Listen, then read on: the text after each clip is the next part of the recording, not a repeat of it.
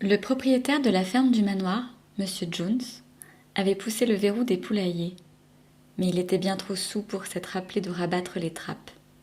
S'éclairant de gauche et de droite avec sa lanterne, c'est en titubant qu'il traversa la cour.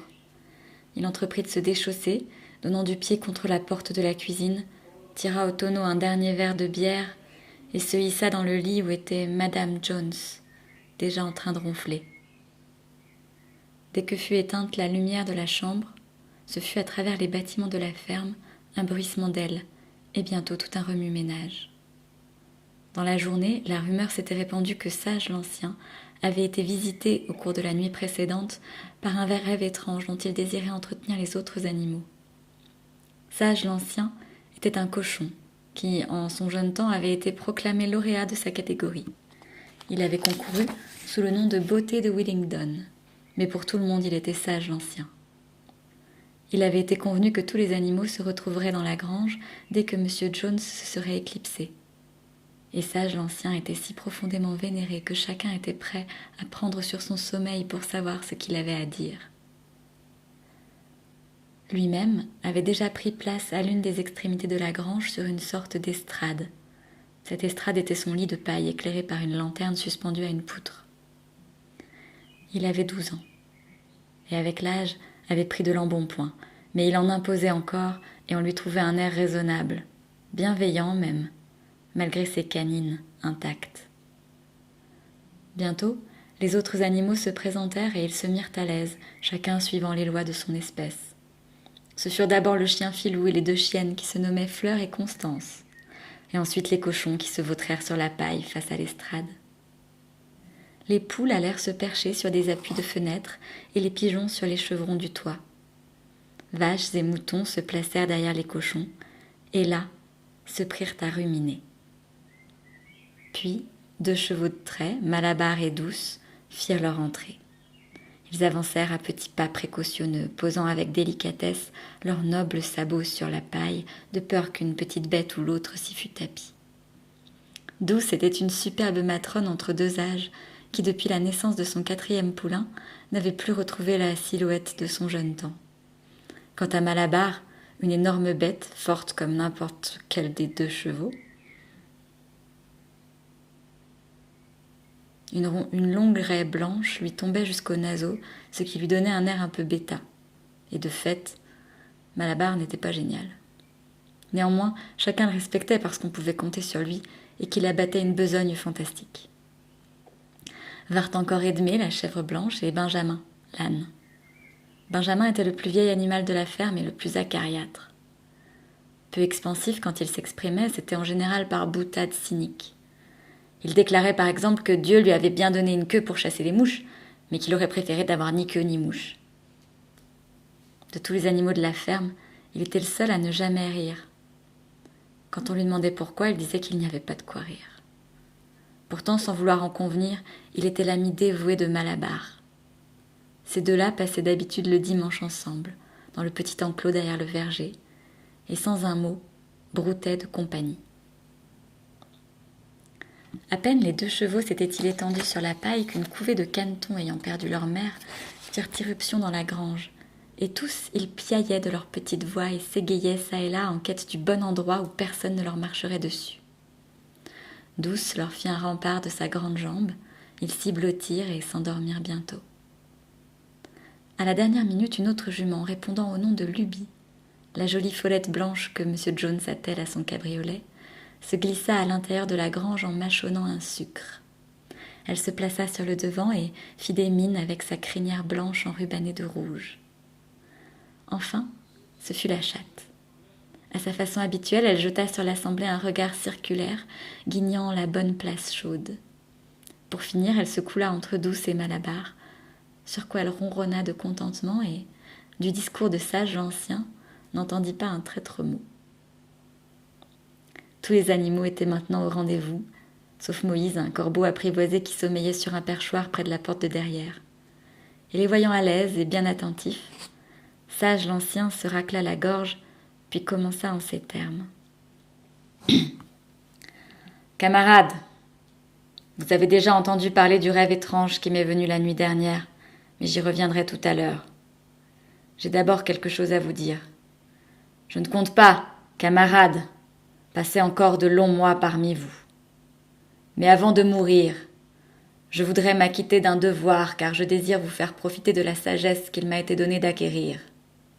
Au cours de ma longue existence, j'ai eu, dans le calme de la porcherie, tout loisir de méditer. Je crois être en mesure de l'affirmer. J'ai, sur la nature de la vie en ce monde, autant de lumière que tout autre animal. C'est de quoi je désire vous parler. Quelle est donc, camarades, la nature de notre existence? Regardons les choses en face.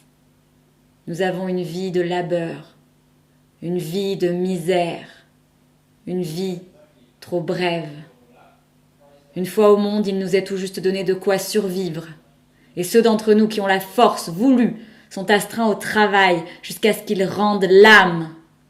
Et dans l'instant que nous cessons d'être utiles, voici qu'on nous égorge avec une cruauté inqualifiable. Passé notre première année sur cette terre, il n'y a pas un seul animal qui entrevoit ce qui signifie des mots comme loisir ou bonheur. Et quand le malheur l'accable ou la servitude, pas un animal qui soit libre. Telle est la simple vérité. Et doit-il en être tout unanimement ainsi par un décret de la nature? Notre pays est donc si pauvre qu'il ne puisse procurer à ceux qui l'habitent une vie digne et décente. Non, camarades, 1000 fois non. Fertile est le sol de l'Angleterre et propice son climat.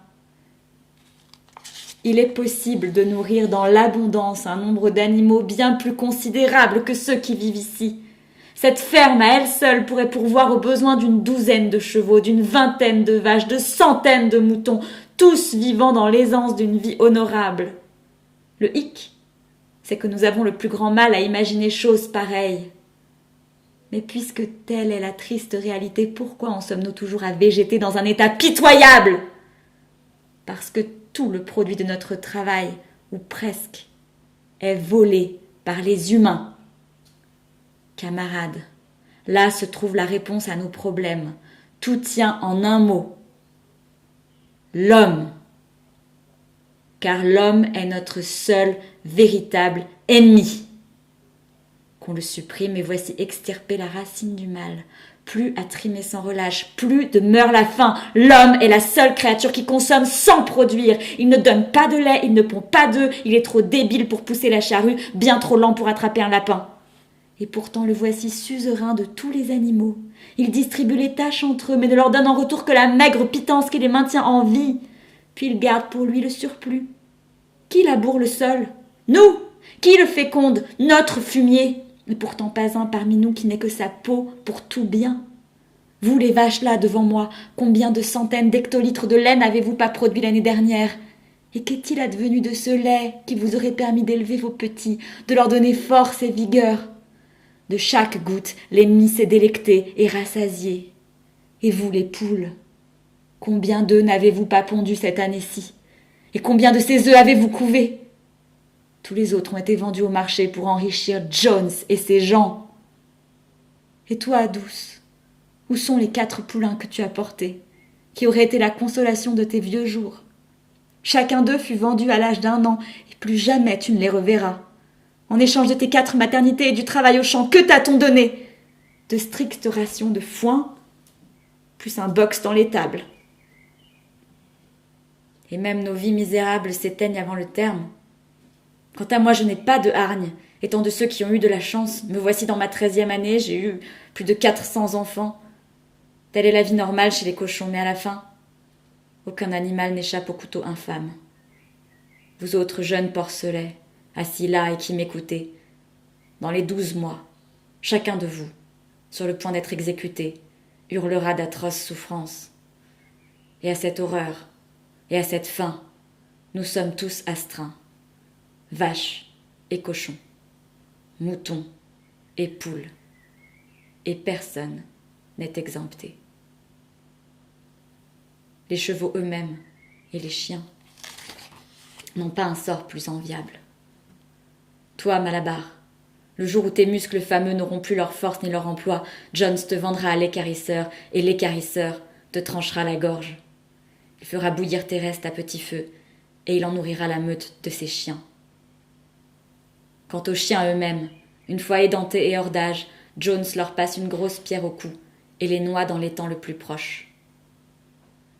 Camarades, est-ce que ce n'est pas clair comme de l'eau de roche? Tous les maux de notre vie sont dus à l'homme, notre tyran. Débarrassons-nous de l'homme et nôtre sera le produit de notre travail. C'est presque du jour au lendemain que nous pourrions devenir libres et riches. Et à cette fin, que faut-il? Eh bien, travailler de jour et de nuit, corps et âme, à renverser la race des hommes. C'est là mon message, camarades. Soulevons-nous. Quand aura lieu le soulèvement, cela je l'ignore, dans une semaine peut-être, dans un siècle, mais aussi vrai que sous moi je sens de la paille. Tôt ou tard, justice sera faite. Ne perdez pas de vue l'objectif, camarades, dans le temps compté qui vous reste à vivre. Mais avant tout, faites part de mes convictions à ceux qui viendront après vous, afin que les générations à venir mènent la lutte jusqu'à la victoire finale. Et souvenez-vous-en, camarades, votre résolution ne doit jamais se relâcher. Nul argument ne vous fera prendre des vessies pour des lanternes. Ne prêtez pas l'oreille à ceux qui, selon l'homme et les animaux, ont des intérêts communs. À croire vraiment que de la prospérité de l'un dépend celle de l'autre, ce ne sont que des mensonges. L'homme ne connaît pas d'autre intérêt que les siens. Que donc prévalent entre les animaux, au fil de la lutte, l'unité parfaite et la camaraderie sans faille. Tous les hommes sont des ennemis! Les animaux entre eux sont tous des camarades.